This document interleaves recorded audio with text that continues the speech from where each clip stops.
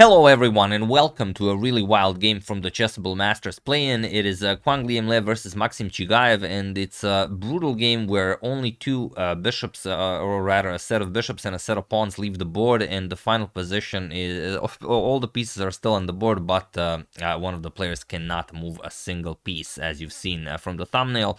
It's a really wild one, only 31 move. Let's check it out. Quang Liem opens with pawn to d4, and we will have another King's Indian defense. Knight to f6, c4, g6, knight to c3, and bishop to g7. We have the King's Indian defense. e4, we have d6, and now knight g to e2, the Kramer variation of the King's Indian. Pawn to e5, and now pawn to d5. And now there are a couple of moves that were played in this position, but here we have pawn to h5, and it is now already as of move 6 that we have a completely new game. And the white replies with pawn to h4. Of course, you don't probably seeing this for the first time, you don't want to allow black even the option of playing h4 at any point. So pawn to h4, we have pawn to a5, very nice, expanding on both sides of the board, and now knight to g3. In the olden days, this would be frowned upon, but nowadays it's 2023, we have engines, so we can play pretty much anything. Knight to a6, we have bishop to e2, and now bishop to d7. So both players just nicely developing pieces. Bishop to g5, bishop to h6, and now bishop captures on h6. We have rook captures, and now queen to d2, going after the rook, and the rook goes back. And now that the bishops have left the board, those are the only pieces that will be exchanged. We have queenside castles by Le, and now queen to e7, preparing castles queenside as well. King to b1, and now knight to c5 first. There's always time at the castle, as you'll see in this game. And you've played a5, so you don't have to worry about b4 dislodging the knight from c5. We have pawn to f3, as the e4 pawn is also being pressured. Pawn to b6, and now knight to f1, remaneuvering the knight over to e3. We have queen to f8, going for h6, hoping to trade off queens, and now knight to e3, queen to h6, and now rook d to f1. You might have some ideas of f4, maybe g4 in the future. Knight to g8, preparing f5, and now pawn to g4, stopping f5. We have queen to f4, and now bishop to d3. And this is a very classy move, and truly just a remarkable move. The problem is you cannot capture with with knight captures bishop, and with the bishop on d3, and at some point, of course, the bishop will come to c2, so you will no longer have to worry about that, but you are still preventing that pawn to f5 breakthrough, which black is really looking forward to. And the problem with knight captures on d3 is a very tricky one, and even calls for a pause the video moment. So feel free to pause the video and try to figure out what's wrong with knight captures on d3 while I give you a couple of seconds.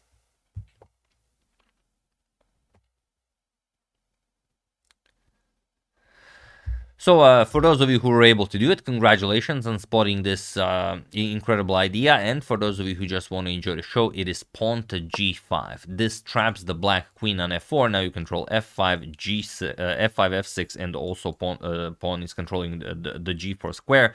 And there's no good defense against knight to e2, which will trap the black queen. And notice that if you play something like knight to c5, let's say we attack the queen with knight to e2, knight captures on e4 attacks the white queen as well, and now you're hoping for captures and captures, but the white just plays queen to c1, and now the black queen has no squares, and black really doesn't have a way of dealing with this. And it doesn't even help if after g5 you claim the g3 square right away, saying that maybe I can escape from here. Again, knight to e2 covers f4 and the g3, so you are again dead lost here.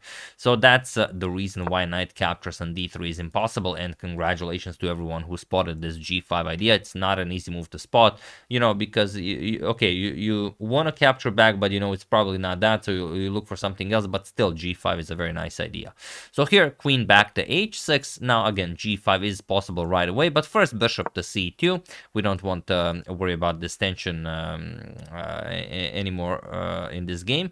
knight to e7, and now pawn to g5, queen g7, and pawn to f4 now. Now, with the backwards f7 pawn, white is looking forward to opening up the f-file, doubling up, or maybe even tripling up on the f-file, and going after that f7 pawn, as that truly is a weakness. So e captures on f4, rook captures now, queen to e5, attacks the rook, but just knight to f5.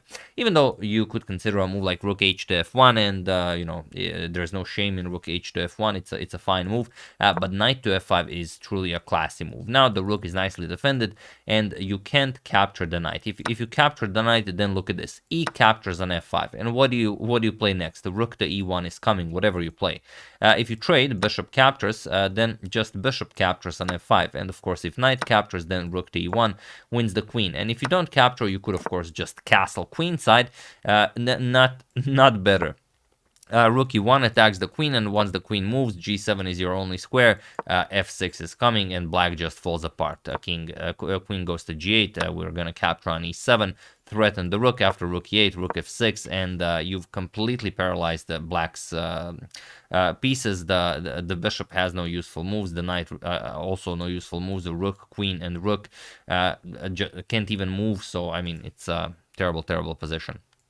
So after this knight to f5 move, rook to f8 was played, but it doesn't help. Now the knight gets remaneuvered to an even more powerful square. Knight to d4, we have bishop to g4, and now rook h to f1, doubling up on the f-file.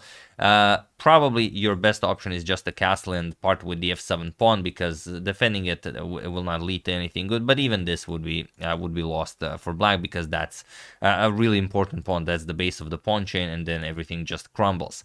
So knight to d7 was played, and now comes bishop to a4, pinning the knight. And here, okay, now you really have to castle. There's no more waiting around. But in the game, bishop to h3 was played, attacking the rook. Rook 1 to f3, bishop attacks the rook once again, rook to f2, and now even queen to g7. But now Liem finishes off with a beautiful move, and that is knight to e6. And it was in this position on move 31 that Maksim Chigaev resigned the game, as there is nothing more to be done here. As you can see, everything is hanging. The queen is hanging, the rook is hanging, knight to c7 check is in the air. There's no move you can play. The obvious one, f captures on e6, doesn't work, because just rook captures on f8, and the knight, like we said, cannot move. You're gonna have to capture with the queen, and now once the king captures, you're even gonna pick up the knight on d7, and you are just up. You have a queen for a rook, of course, completely winning for white. And other than that, you really don't have a move. I mean, you could move the queen, but then knight captures on c7 check, picks up the rook, and it's just completely unplayable. So Chigaev messed up somewhere. He really got tied up in all of this, but it's wonderful that, like I said, only a pair of pawns and a pair of bishops got traded off the board, and well, it's very rare that you will have a position like this in modern chess in 2023 against two very strong grandmasters. So yeah, that's the game. I hope you guys enjoyed it. If you have any other favorites from Chessable Masters play, and do use hashtag suggestion, and I will go over it. We're now ready for the main event. I would like to thank Ryan Kavanaugh, Rob Boshov, Anonymous, Happy33, and Lost One for your contribution to my channel. Thank you a lot. I really appreciate it.